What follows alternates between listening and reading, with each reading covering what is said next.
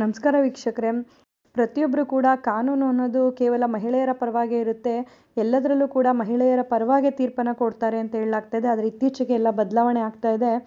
ಗಂಡನಿದ್ರು ಮತ್ತೊಂದು ಮದುವೆ ಆದಾಕೆಗೆ 2 ವರ್ಷಗಳ ಕಾಲ ಜೈಲು ಶಿಕ್ಷೆಯಾಗಿದೆ. ಗಂಡನಿದ್ದರು ಎರಡನೇ ಮದುವೆಯಾದ ಮಹಿಳೆಗೆ ಇಲ್ಲಿನ ಅಧಿಕ ಸಿಜೆ ಮತ್ತು ಜೆಎಂಎಫ್ಸಿ ನ್ಯಾಯಾಲಯ 2 ವರ್ಷಗಳ ಸಾದಾ ಜೈಲು ಶಿಕ್ಷೆ ವಿಧಿಸಿದೆ. ನಗರದ ಟಿಬಿ ಡ್ಯಾಂ ದೇವಿಕಾ ಎಂಬ ಮಹಿಳೆಗೆ ಪತಿ ಹಾಗೂ 2 ಮಕ್ಕಳಿದ್ದರು. ಬೀದರ್ ಜಿಲ್ಲೆಯ ಬಾಲ್ಕಿ ತಾಲೂಕಿನ ಹಾಲಹಳ್ಳಿ ಗ್ರಾಮದ ಅಂಬರೀಶ್ ಎಂಬುವನಿಗೆ 2014 ಜನವರಿ 25ರಂದು ಮದುವೆಯಾಗಿದ್ದರು. ಅಲ್ಲದೆ 2014 ಮಾರ್ಚ್ 6ರಂದು ಬಾಲ್ಕಿ ಉಪನೋಂದಣಿ ಕಚೇರಿಯಲ್ಲಿ ವಿವಾಹ ನೋಂದಣಿ ಕೂಡ ಮಾಡಿಸಲಾಗಿತ್ತು. ಈ ಕುರಿತು ಟಿಬಿ ಡ್ಯಾಂ ಠಾಣೆಯಲ್ಲಿ ಪ್ರಕರಣ ದಾಖಲಾಗಿತ್ತು.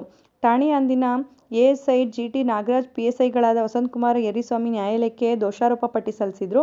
ಇಲ್ಲಿನ ಸಿಜೆ ಮತ್ತು ಜೆಎಂಎಫ್ಸಿ ನ್ಯಾಯಾಲಯದ ನ್ಯಾಯಾಧೀಶರಾದ ಅಶೋಕ್ ಆರ್ಎಚ್ ಪ್ರಕರಣದ ವಿಚಾರಣೆ ನಡೆಸಿ ದೇವಿಕಾ ಅಪರಾಧ ಎಸಗಿರುವುದು ರುಜುವಾತಾಗಿದೆ ಎಂದು ಐಪಿಸಿ ಕಲಂನ 494 ಅಡಿಯಲ್ಲಿ 2 ವರ್ಷಗಳ ಸಾದಾ ಜೈಲುವಾಸ ಮತ್ತು 5,000 ದಂಡ ವಿಧಿಸಿದ್ದಾರೆ. ದಂಡ ಕಟ್ಟಲು ವಿಫಲವಾದಲ್ಲಿ 1 ತಿಂಗಳು ಸಾದಾ ಜೈಲು ಶಿಕ್ಷೆ ಹೆಚ್ಚುವರಿಯಾಗಿ ಅನುಭವಿಸತಕ್ಕದ್ದು ಎಂದು ತೀರ್ಪು ನೀಡಿದ್ದಾರೆ. ಪ್ರಕರಣ ಇನ್ನುಳಿದ ಆರೋಪಿಗಳ ವಿರುದ್ಧ ಆರೋಪ ಸಾಬೀತಾಗಿಲ್ಲ. ಹಾಗಾಗಿ ಉಳಿದವರನ್ನ ಪ್ರಕರಣದಿಂದ ಬಿಡುಗಡೆ ಮಾಡಿ ತೀರ್ಪು ನೀಡಿದ್ದಾರೆ.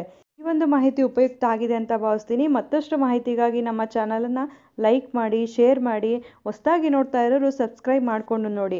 ಕಾನೂನಿನ ಮಾಹಿತಿಗಳನ್ನು ನೀವು ತಿಳ್ಕೊಳ್ಳೋದಲ್ಲ, ಮತ್ತೊಬ್ಬರಿಗೂ ಕೂಡ ಇದನ್ನು ಹಂಚಿ. ಧನ್ಯವಾದಗಳು.